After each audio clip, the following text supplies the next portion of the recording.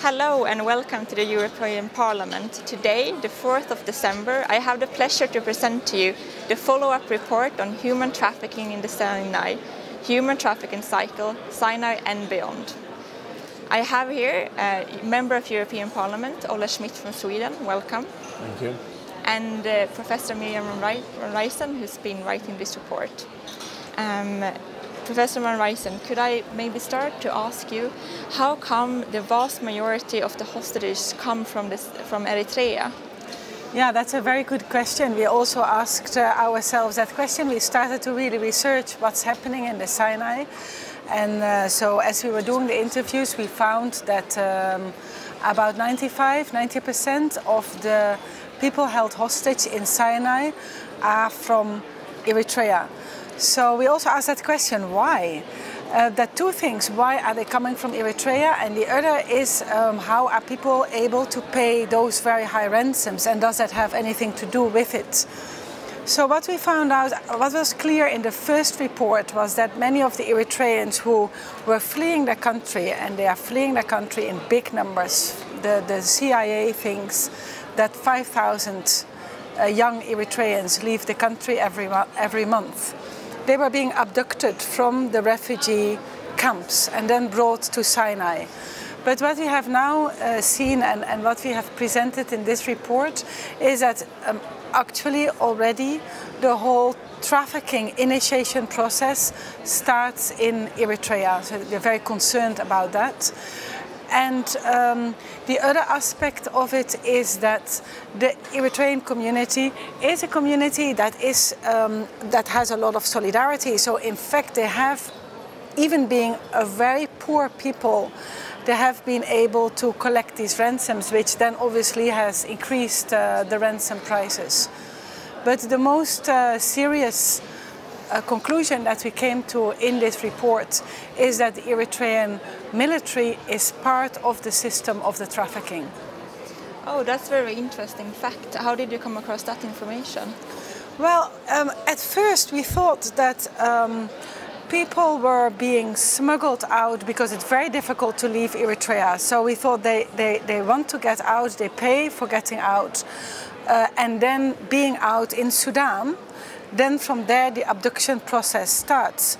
But then we started to find in the interviews so many reports of people actually taken by Eritrean military from within against their will. Even people who didn't even want to leave Eritrea being abducted. So then we started to research those cases better.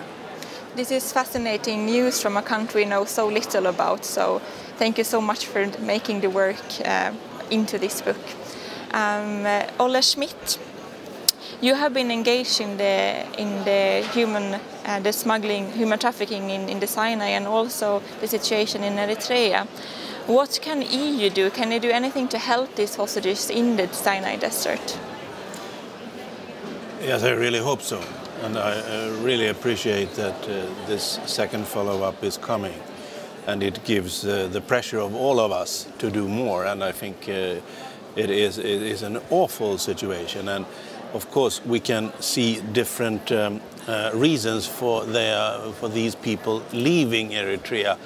But the basic reasoning is, of course, that this is a crook state, it's a failing state.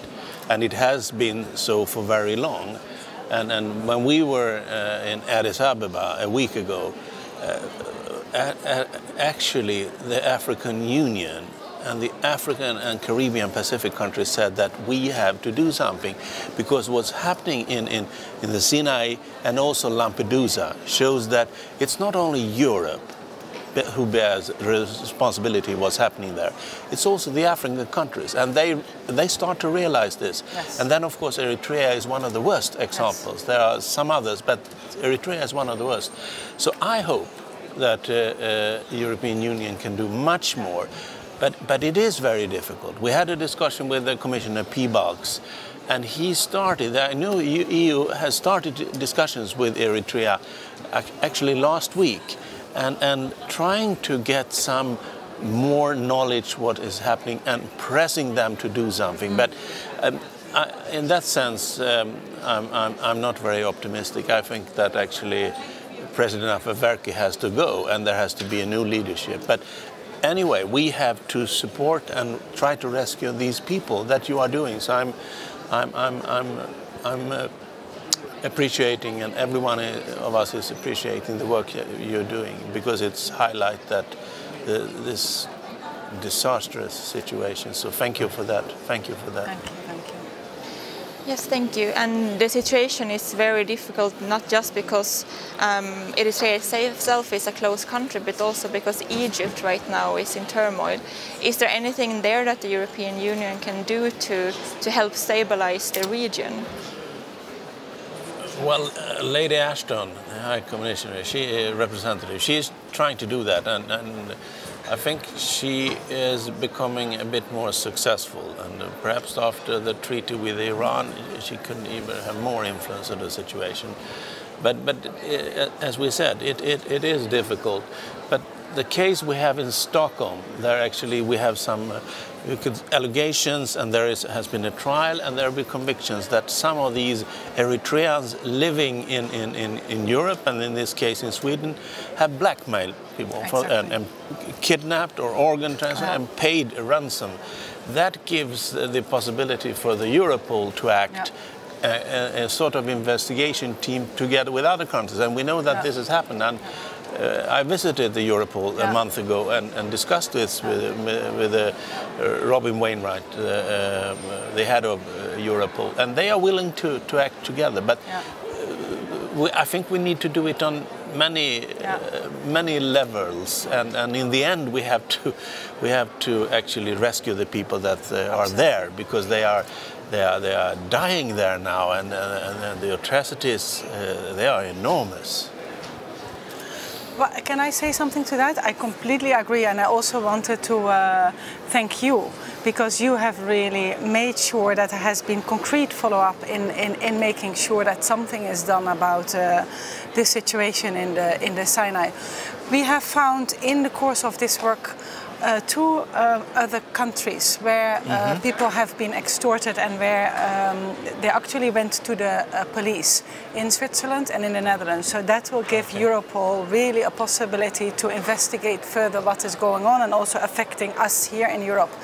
And the other point that is important to make is that the embassies of the Eritrean government, they are a place from which a lot of money collection is being organized. So personally, I'm very much in favor that we start looking at the viability of having these, because actually they are violating a lot of diplomatic rules. And I think that this is something where Europe could go further in investigating whether actually they are operating according to the diplomatic treaties. I don't think they are doing that, but we need, of course, strict evidence. But actually, I think they are violating the diplomatic code of conduct already. You think they are? Yeah, yes, exactly. I think so. Yeah. And we have to fairly examine that. Yeah. But anyway, they are the track record concerning human rights. That is awful, and they have current state of play 27 political conscience prisoners in Eritrea. And the discussion we had in Ethiopia and Addis, it gives the impression that actually the African countries, including Ethiopia, is saying that enough is enough. They have to sort out their own problems in Ethiopia. They have severe problems there as well.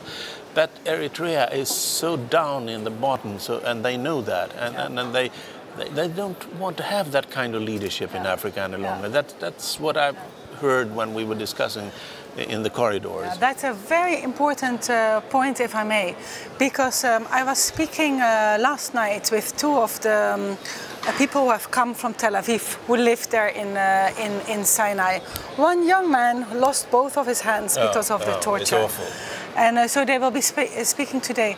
And what was very interesting when I spoke to them was that they were saying that they never intended to go to Europe.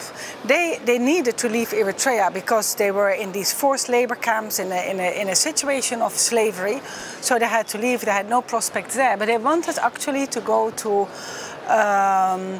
Angola, because he said in Angola there's work. So they believe in Africa. I think we shouldn't think that they are necessarily wanting to come to Europe, but we have to recognize that in that country, for young people, it is not a viable situation. No. Could I maybe just sum up asking you what, if you would say one thing that the European Union should focus on, what would that be to help these people? To help the people is to make sure that to finish the torture camps. There are limited locations. And even when we have military interventions there, they are in those houses. They're just not doing anything about the hostages. So that needs to happen, one. The second is that the traffickers are free. The hostages are detained, and then they have to collect money again to be deported back to their country, Eritrea, that they were fleeing from for understandable reasons. So that should stop. They should get support. There's a lot of medical needs. They need to have trauma support so that these young children can be part of our society and can contribute. And as the European Union, we need to recognize that this is a real problem, that we can't just turn, and this is something that you've never done, we cannot turn our back on it and ignore it and then think that it doesn't exist. It exists, it's part of our history, therefore we have to take responsibility. Well, thank you so much. Here we have concrete advice on what to do, and we have the political will to do it. Let's just hope that we all agree on that. Okay, thank you so much, and I'm looking forward to the launch of the report today. Thank you very much, Julia. Thanks.